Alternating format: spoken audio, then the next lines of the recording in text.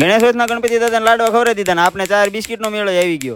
નીકળી ગયો ફરી એકવાર ઈચ્છા બાજુ ને આપણે આજ પરીક્ષા દેવાય જવાનું. દુકાને પગીને માતાજીને દેવા બધી કરી નાખે પણ હજી ટાઢું પાણી આવ્યું નથી દુકાને. એ તો લેટેસ્ટ ન્યૂઝ છે. હાલો તે હવાનો કોંટો સડી ગયો, પરીક્ષા દેવા ઈયા જ આવી. A few moments later. મારી સલાહ માનો તો ખરાબ ઉપર કોઈ બહાર ન નીકળતા, તડકો કેવો છે. મારે આ તડકો દૂર કરવા કઈક કરવું તો પડશે. गन्ने का जूस बड़ा गिलास 20 रुपए का इधर चले आइए.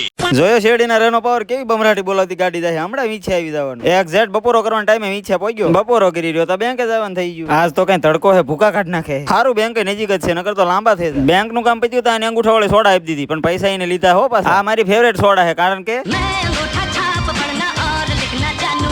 સોડા ઠરી જાય પેલા સોડા પી લેવી. આજ ગણેશ હોય છે તો ગણપતિ દાદાને પાણી દૂધ થી નવરાવીને ચાંદલો પાંડલો કરીને પછી મસ્ત બેહરીને લાડવા ખવડાવી દીધા. હું દાદાને લાડવા ખવડાવી દઉં ત્યાં સુધી તમે ફોલો કરી નાખો.